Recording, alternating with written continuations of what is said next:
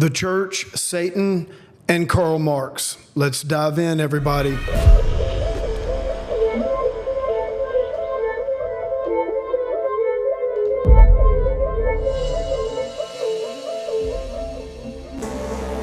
know, I've been reading this fascinating book called The Devil and Karl Marx by Paul Kengor.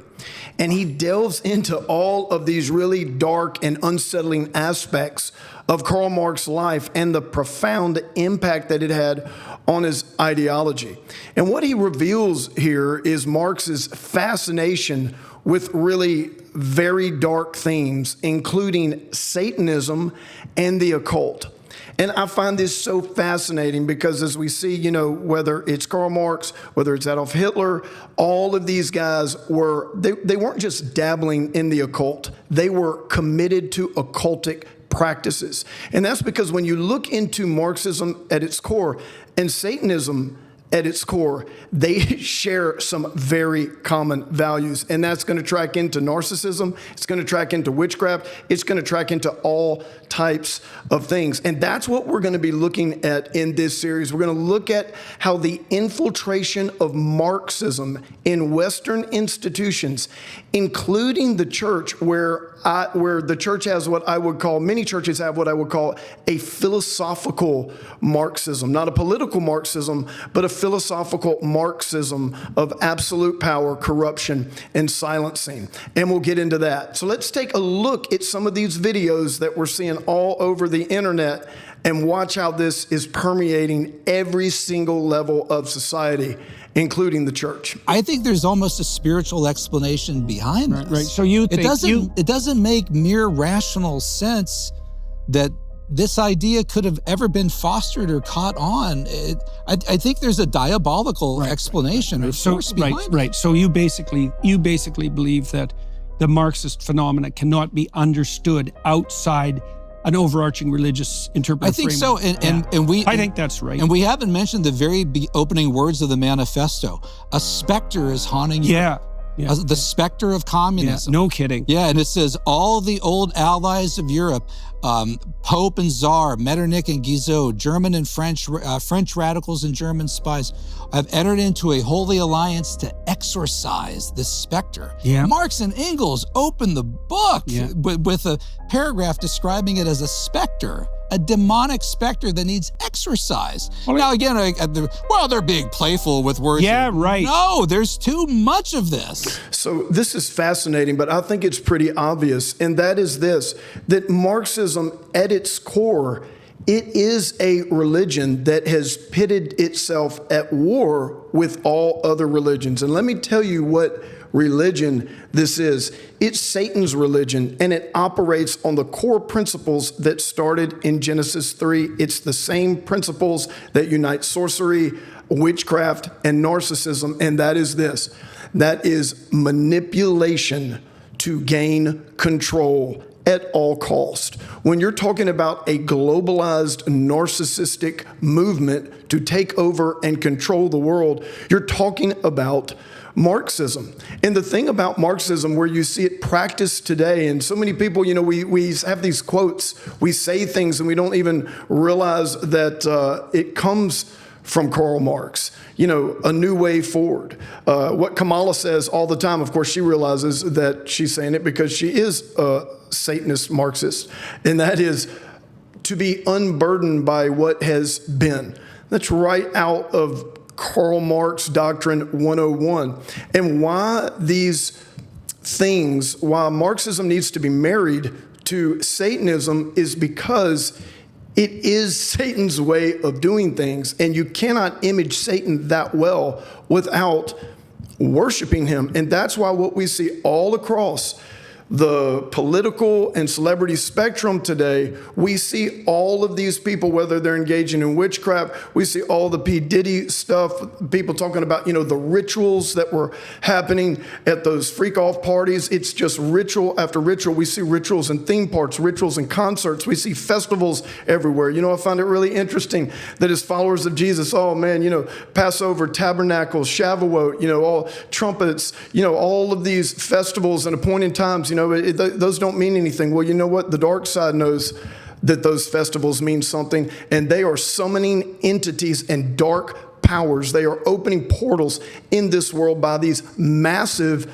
forms of agreement. Symbols are very important to the occult. Symbols are a mark of power, domain, communication, and agreement. It doesn't matter, well, I'm just wearing this symbol for fun. It doesn't matter. You're wearing it. Well, I know what this, really means, and I don't intend it to mean that. It doesn't matter. You're wearing it. You're doing it. You're participating with it. And when you come into agreement with these dark forces, that is how things, if you want to say, are pulled in from the other side. So let's just take a look at this prevalence of witchcraft and all of the Marxist, Satanist stuff going on in the world today, all the way up at the highest levels with the global elite, all the way to being prevalent in just the everyday, non-denominational church in America. Let's take a look. You go and they do ritual, they do ceremony, you can be successful. That's why the people in Hollywood, they buy into the system. You want movies, you want money, you want fame, you want power, sign here. Same thing in politics. Yeah. Sign here. Look in politics. They're all witches and warlocks, man. Pelosi, the Puerto Rican girl, OC. Do I got against anything that come out? I don't even know her. But I know the demonic. And I know what they're trying to do to the country. I know what they're trying to do to the people. Taylor Swift, what they're trying to do to the people. I know the witchcraft. So why would this guy say something like that? Because he's looking at their actions. He's looking at what they're doing. He's looking at the patterns of when people lie, when they rewrite their history, when they go to spirit cooking sessions, when they align with the Marxist religion ideology, when they do rituals right out in front of everyone, whether it be at football games or whether it be at the World Economic Forum. They're just doing it in our face.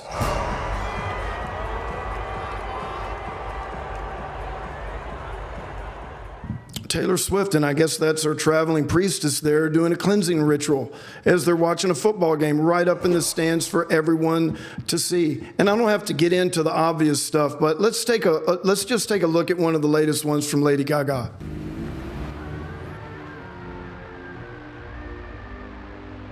This is absolutely insane. She was interviewed, about this new song, album, whatever, Disease. She is spreading disease here. And she was asked about it, and I'm just going to read what she says. She says, I think a lot about the relationship I have with my own inner demons. It's never been easy for me to face how I get seduced by chaos and turmoil. It makes me feel claustrophobic. The relationship, when someone is imaging this on the outside, they have a very strong relationship with their demons on the inside. And these are not just what would be called inner emotional demons of fear and self-doubt or whatever the thing. This is a woman who has completely given herself over to spreading Satan's image and message in the earth. And what she's doing is she's drawing in as many young girls as she possibly can into the occult. Once a girl gets into the occult, there's no telling where that is going to lead. It's going to lead to very, very dark places in a lot of different ways. Taylor Swift at it again.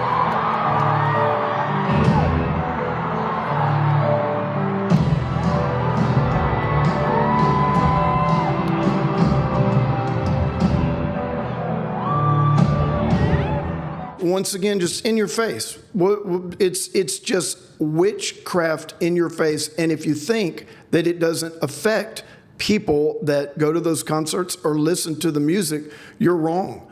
Her music is done in frequencies that are affecting all of her listeners. When a spell or things like that, like her music is soaked in witchcraft, curses, and things from the occult. And you cannot separate that from the music itself. So it's just time to be real about what's going on here. Oh, and by the way, have you noticed the festivals that are going on all across the world, especially Europe and America, theme parks, everywhere? Have you seen what's going on at these festivals? Another eerie thing about the festival was the phrase that kept being shown on the flyers and on the background itself that said, "See ya on the other side." And here you can see a picture of people walking through a doorway and changing on the other side. If you get a bird's eye view of the festival itself, he was performing on an inverted cross that was entering in through the portal of a glowing red hellish place in this mountain. Sometimes this mountain would be projected with eyeballs all over it and aliens and all these different dark demonic themes. The fans were saying when they went there, it felt just so dark and eerie and demonic. So here's what I want to say about this, and I'm going to ask everyone that is listening, which, by the way, please like, subscribe. This is a brand new channel. Also, I'd love for you to put in the comments what you want me to talk about.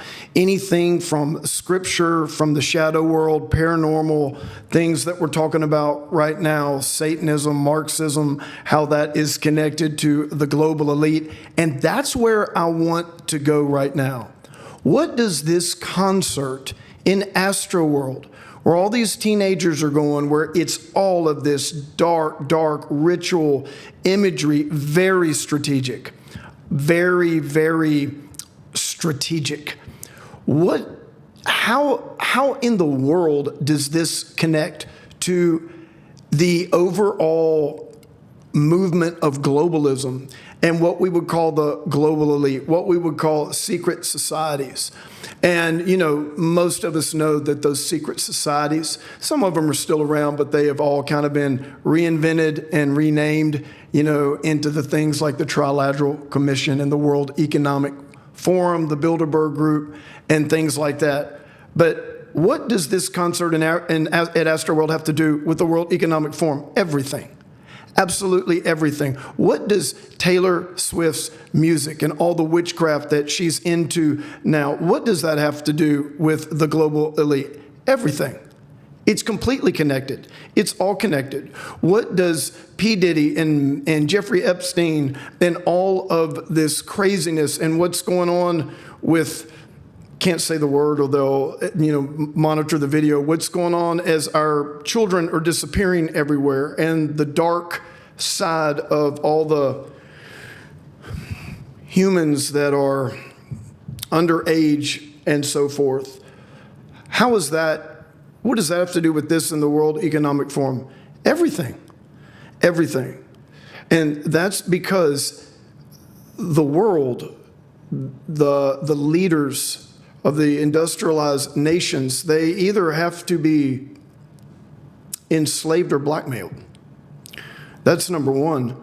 However, it's not just the enslavement, blackmail, and control of them. It has to get into the populations so that we're primed. We're primed that we can be gaslit on an astronomical level and will actually receive what Satan wants for this world. That's what he wants. That's how many will be deceived. And so all of these things, once you see the patterns, they're all microcosms and macrocosms of the lie. They're all microcosms and macrocosms of the great deception, right? The great conspiracy, the great delusion, the great deception is talked about in Scripture, and it's right there in front of our faces. And it's what's called, you know, if you know about narcissism, it's the type of lie, the type of gaslighting. The lie is so outrageous you don't know how to respond to it. It's just so insane you don't even know how to respond to it. But what you're seeing in the world today is what you're seeing. Don't unsee it. It's just right there in our faces. It's right there in plain sight, in plain view. That shadow world is emerging from the shadows and trying to get legitimacy and permanency in our nation and in our world.